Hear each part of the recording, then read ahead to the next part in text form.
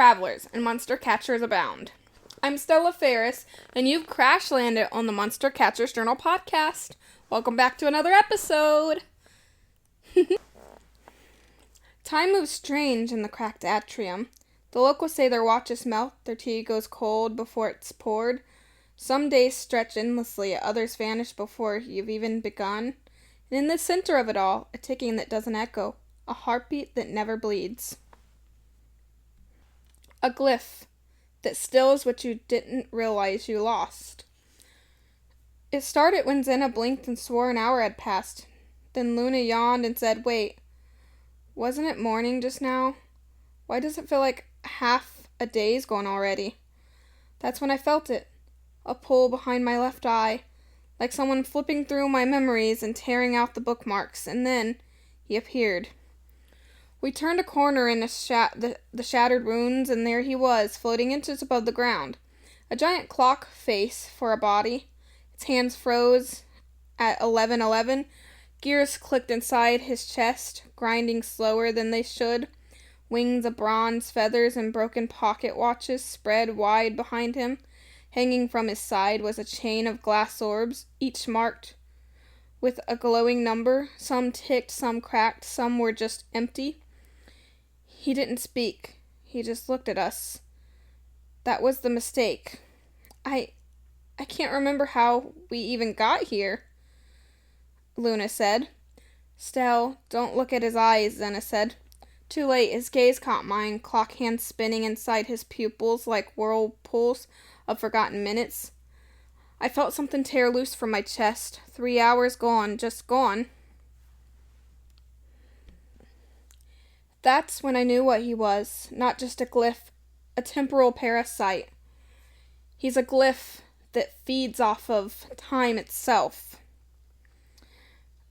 He's a spirit born from stolen time. Those minutes lost when you're daydreaming, the hours that vanish when you're grieving, the years we whisper when we did, or where did they go? He was Chronivex, the hour thief. I had to stop him before he drained us all into yesterday. Orbeak swooped in, casting a blinding light, disrupting the glyph's gaze. I lunged, flipping through my journal, sketching a capture glyph in the air with burning chalk. Time unspoken, fate undone, return what's owed, a wandering one. The chain on his side rattled. He let out a sound that was part tick, part sigh. Time reversed around me. For a split second, my boots dry from a puddle I'd stepped in moments ago, but the seal held. Chronivex shrieked once, then shattered into stardust and gears, his glowing chain spiraling into my sigil and snapped shut. It says 5:17, but I swear it was barely noon, Zena said. I feel like I missed my own birthday, Luna cried. Glyph entry log. This is only for Professor Lang, because he likes me to log these now. So, glyph entry log. Name, Chronivex. Temporimus. He's a psychic type, spectral. Height, 7 feet, and floats. Core traits. Giant clock face body, wings made of fractured timepieces. Chain of numbers, orbs containing stolen hours, gaze that saps time from those who meet it. Abilities. Eye still. Locks eyes with a target to absorb 1 to 4 hours of memory or stamina. Lost loop. Forces foes to repeat their last action uncontrollably. Time fray. Causes nearby devices to malfunction and ages non-living materials. Personality. Elusive, melancholy, and oddly polite. Only takes time from those wasting it. Desires to become whole, but doesn't remember what he's missing. He doesn't hunger, he collects. And maybe one day, when Chronivex returns, every second he's stolen, we'll all remember the time we forgot, the twin suns, the 3 moons, the stars that never set. But I couldn't leave him sealed here, not in the atrium, not where the fractures in time already bleed. Chronivex was far too dangerous, too unpredictable. If he broke free, he wouldn't just drain a village, he could unravel whole years. So I bound his chain tighter and took him to Professor Orion. Orion's sanctuary is one of the few places strong enough to hold something like this. A vault built of starlight wards and memory lock seals. He studied the capture sigil as I placed Chronivex inside. The glyph's stardust body shimmered faintly, almost pleading, almost relieved. You've done well, Stellafaris, but this one was we watched closely. And I agree, because even as the vault sealed shut, I swore I could hear it, the faint ticking of hours that weren't mine, waiting. I watched as Orion stepped out of the sanctuary doors of the Luon Academy. The starlight wards shimmered behind him, sealing Chronivex away. He walked up to me, calm as ever, and ruffled my hair like I was still his student instead of a hunter carrying the weight of stolen hours. You'll understand someday why some glyphs are too dangerous. I hope so. It took everything I had not to bring him home with me. Orion smiled, not unkindly. You did good. And maybe in that moment I realized he was right. Some glyphs don't need a home. They need a prison. At least until we're ready to remember what they've taken. Or, at least until we can understand them. Orion walked me back to the sanctuary gates, steady and quiet, like the night itself. He bid me farewell with a nod, then vanished down the straight path toward the academy. Oh yeah, I didn't tell you guys. I got a new gate around my house.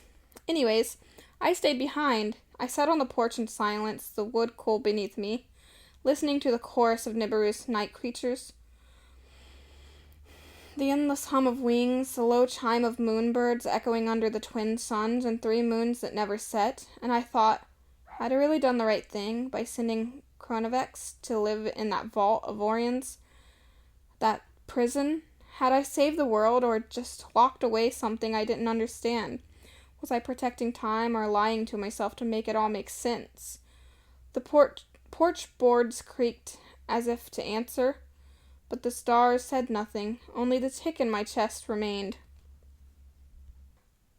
I watched as Chimu birds glided across the sky in slow arcs, their feathers catching the glow of the twin suns below them. Jekla bugs filled the air with their unnerving drone, not quite a hum, not quite a rattle, but something that sounded almost alien. The world of Nibiru was alive, restless and endless, and still, on the porch, I sat in silence, wondering if I had truly done the right thing, or if I was only telling myself that to make it make sense. I sat there, on the porch, for a spell more, elbows on my knees, staring out into the unchanging sky. The world of Nibiru carried on as if nothing had happened, but inside me, the weight of the decision pressed harder with every breath. Had I done the right thing? Is all that I kept hearing in my mind. Chronivex wasn't like the other glyphs. He didn't lash out for hunger or cruelty. He simply collected, quietly, patiently, almost politely. Part of me wanted to believe he wasn't evil at all, that maybe if I just brought him home, he could have been something more than a prisoner. Maybe he could have been redeemed. But another part of me, the part of me still aching from the 3 hours torn out of my chest, knew the truth. A creature that could unravel the very flow of time, stilling hours, bending loops, erasing memories, was too dangerous to keep near anyone, even me. I did make the right choice. I had to. The porch creaked softly, and then Zena's voice came softly. You did the right thing. I looked up. She leaned in the doorway, arms folded, her watch dangling from her hand, like proof of the hours she nearly lost. Her expression was firm but not unkind. If you hadn't sealed him and taken him to Orion, he would have drained us. He would have drained us dry, not just minutes, not just hours, maybe everything. You saved us, Stell, Zena said. Before I could answer, Luna padded out onto the porch, rubbing her arms like she was shaking off a chill. Yeah, if you hadn't stopped him, we'd be gone, or worse, stuck repeating the same moment forever. Their words settled over me like a blanket, heavy but warm. I wanted to argue, to tell them about the ache in Chronivex's gaze.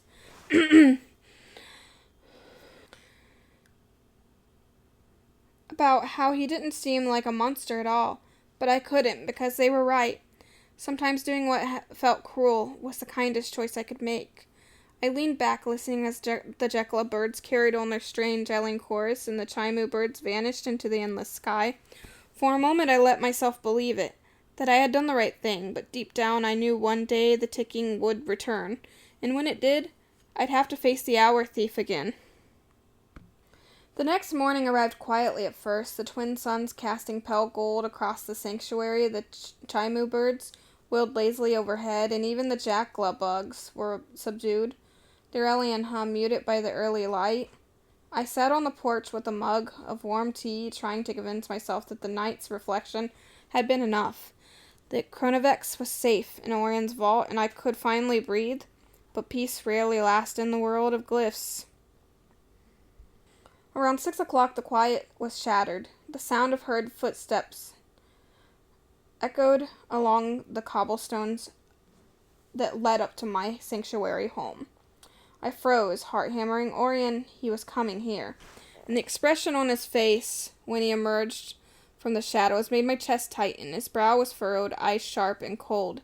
His hands gripped the edge of his cloak as if holding back a storm. "We need Chronivex now." I blinked, startled by the sudden intensity in his voice. My tea sloshed slightly in my mug as I set it down. "Professor, we don't have Chronivex. You're welcome to check the vaults yourself, but he's not here." Orion's gaze hardened, piercing me like a blade. The air seemed to vibrate with the tension between us. I could feel the pulse of time itself thrum faintly in the background, as if sensing the danger that hovered, now far closer than it had ever been before. "Not here? That is impossible. The containment spells are intact, and the vault is sealed. You brought him here yourself, Stella Ferris. There should be no way he could have left." I swallowed hard, feeling the weight of the truth settle in my chest like a stone. My mind raced, replaying every second of last night, every chant, every seal, every careful precaution I had taken. I did everything right. He was secure, I swear. Orion's sharp eyes softened slightly, but only just. He stepped closer, lowering his voice, but the tension didn't ease. "You know what Chronivex is capable of, Stella Ferris. Hours, memories, entire moments, stolen in the blink of an eye. If he is not contained, even for a single second, the consequences could be catastrophic. You must tell me everything now." I took a deep breath, trying to steady the quiver in my chest. My hands were clammy, my thoughts scattered. Every fiber of me wanted to confess, to admit the unbearable truth that Chronivex had somehow slipped away beyond even my careful vigilance. I don't know how it happened. I brought him to the vault, sealed the sigils myself, and then he was gone. When I woke this morning, the vault was empty, the wards untouched, but him gone. Orion's jaw tightened, and for the first time I saw him truly worried. The unusually shakable Professor Orion looked human, vulnerable, and that terrified me more than anything. "Gone? Impossible. No creature like Chronivex simply vanishes. Someone or something has interfered. I need to know exactly who had access, and I need that information now." My stomach nodded. I knew the truth. No one had been near the vault. Not Luna, not Xena, not me. Chronivex had left on his own somehow. "Professor, I swear no one touched him. He must have escaped himself." Orion's gaze didn't waver. His presence pressed down on me, heavy and unrelenting. "Stella Ferris, you understand what that means, don't you? If Chronivex is free, even for a single day, he could erase hours, memories, moments from everyone around him, entire towns, entire villages, perhaps even years stolen without warning. This is not a matter of containment. It is a matter of survival." I felt my throat tighten as fear clawed at me. My hands gripped the porch rail until my knuckles went white. I had thought I had done the right thing. I had thought Chronivex was safe, that I had protected everyone, and yet here he was, gone, free. I failed. I didn't protect him. I didn't protect anyone. Orion's voice softened slightly, but it carried the weight of authority and expectation all at once. "Stella Ferris, you've faced danger before. You've captured glyphs others couldn't even approach. But Chronivex, he is different. This isn't just about strength or skill. This is about timing, perception, and understanding what a creature like him truly wants. And right now, he wants what he wants, and we must stop him before it's too late. I nodded, slowly swallowing hard as the reality settled over me like a storm cloud. The vaults were empty. Chronivex was out there. In the world, the fragile flow of time itself was suddenly at risk. I could feel Zena and Luna approach behind me, their worried murmurs barely reaching my ears, but in that moment, standing on the porch as Orion's gaze bore into mine, I realized something I couldn't ignore. This was no longer just a containment problem. Chronivex was free, and I would have to chase the hours he had stolen, and the ones he might yet take, before the world itself unraveled. And somewhere in the back of my mind, beneath the fear and the guilt, a quiet, steady heartbeat reminded me. I was Stella Ferris. I caught what others couldn't, and I would not fail again. The courtyard was quiet, almost deceptively so. The twin suns glinted off the crystalline surfaces of the Academy's spires, throwing sharp lines of light across the cobblestones. But I didn't see the beauty, I only felt it, the absence, the stillness, as if air itself was holding its breath. Zena and Luna stepped up behind me, their faces pale, eyes wide. I could see the question forming on their lips, the fear they tried to hide behind shaky smiles. I didn't have time to reassure them. Not yet. Chronivex was out there somewhere, and every second counted. Stell, Zena said, her voice tight. What do we do now? I took a deep breath, trying to steady the storm in my chest. I could feel the residual pull of stolen hours, a phantom tug in my mind, where Chronivex had once brushed against my thoughts. It was subtle, almost elegant, but it carried danger in like a blade. We track him, I said, voice low but firm. We have to. Before he takes more, before I stopped swallowing hard. I couldn't finish the thought. The possibilities were endlessly terrifying. Luna exhaled sharply, and if we can't catch him? I glanced at her, then at Zena, and shook my head. We will. We have to. I won't let him steal time from anyone else. We moved through the Academy grounds, our footsteps muted on the pale stone. Normally I would have felt Orion's protective ward surrounding us, a comforting hum beneath the air, but now they felt hollow, distant, like the walls themselves were holding secrets. Chronivex didn't just leave the vault, he bent time itself to move undetected, and that realization made my chest tighten. Look for anomalies, I murmured to Zena and Luna as we reached the edge of the central plaza. Anything out of place, a flicker in a shadow, a sudden chill, a pulse in the air. Chronivex leaves traces. He always does. But they're subtle, almost imperceptible.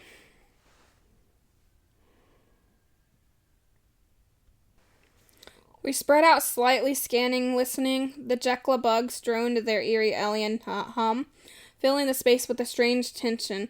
The Chimu birds above circled lazily, but even their graceful arcs couldn't distract from the weight in the air.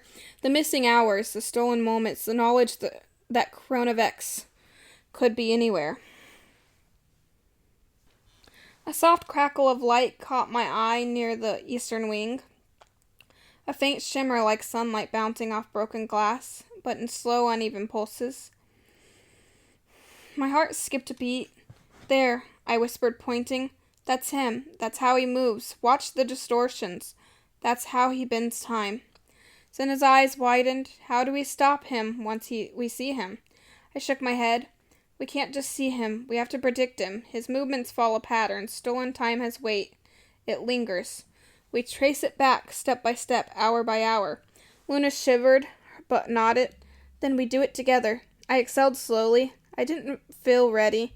No one ever felt ready for a creature like Chronivex. But there was no choice.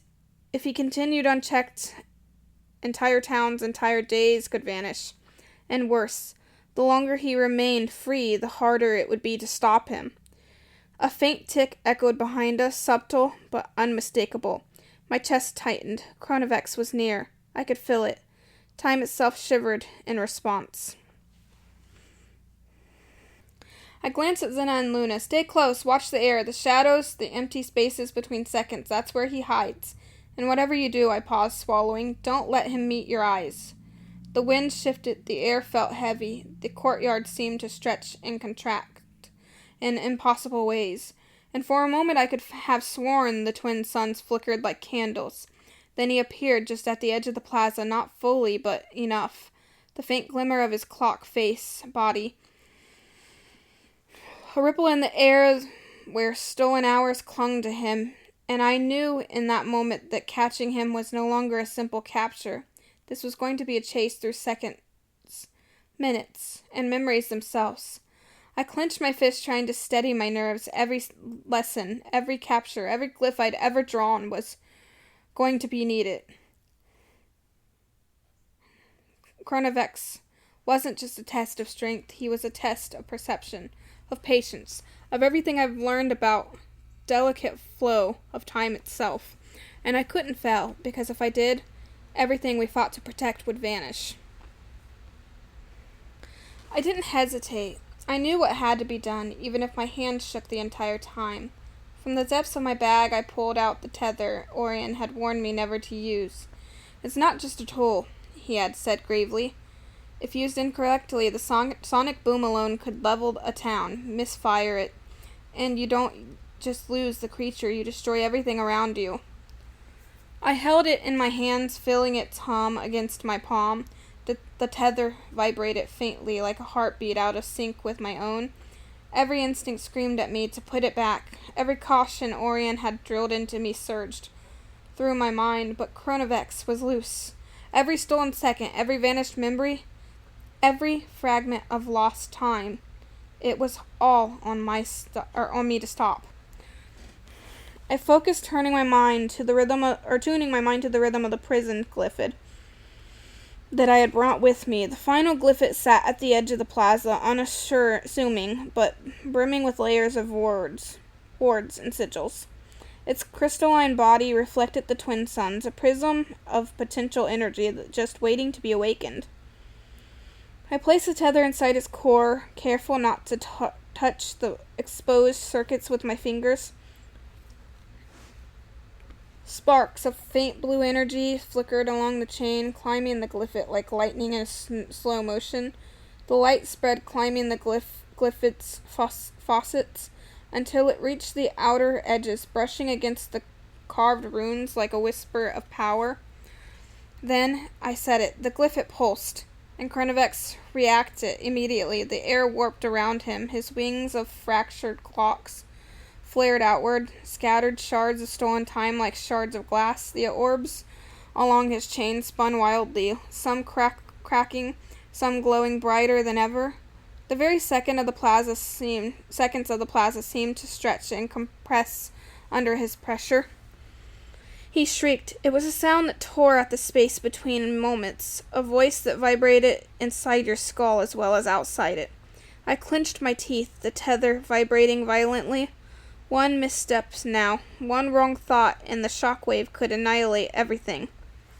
But I had no choice. I whispered the capture chant steadily, steadying the Glyph I'd. Time unspun, fate undone, return what's owed, O wandering one.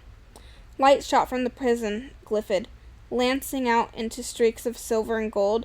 Chronivex twisted midair, clock face, spinning gears, grinding orbs rattling against each other. He tried to escape, but the Glyph I'd's energy flowed like a net, bending around him, constricting. Every step he took backward sent ripples across the plaza. Every second stuttering, shadows freezing mid-motion, echoes of laughter and wind bending in strange loops. My stomach churned. This was no ordinary battle. Every heartbeat counted. Every breath was borrowed. Chronivex screamed again, louder, almost pleading. His eyes, the whirlpools of stolen hours, met mine for a fleeting moment. I felt it.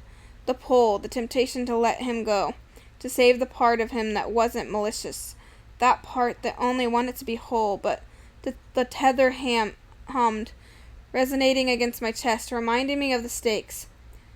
The light from the Glyph I'd chimed higher. climbed higher, wrapping around Chronivex until it enveloped him entirely. The screech became a howl, then a broken wail, then silence. And then the final lock clicked, the chains of light spiraling inward, drawing him into the Glyph I'd, his body dissolving into stardust and fragments of time itself. One last orb spun slowly, cracked and glowing before snapping shut. I fell to my knees, my chest heaving. The tether hummed faintly, spent of energy but intact. The plaza felt normal again, almost shockingly so. The chimu birds wheeled overhead, the jackal bugs resumed their alien drone, and the twin suns cast calm, steady light across the ground. Chronivex was sealed at last.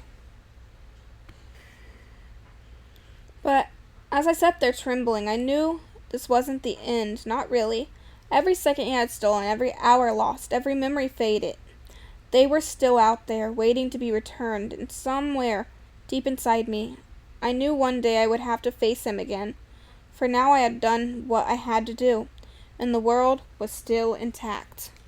And that, my friends, is another episode of the Monster Catcher's Journal. I hope you like my story of how I had to save the world from Chronivex. And may the suns and moons and stars and all the beautiful mysteries of Nibiru shine their beautiful light down on you. And I will see you in the next episode. Goodbye now.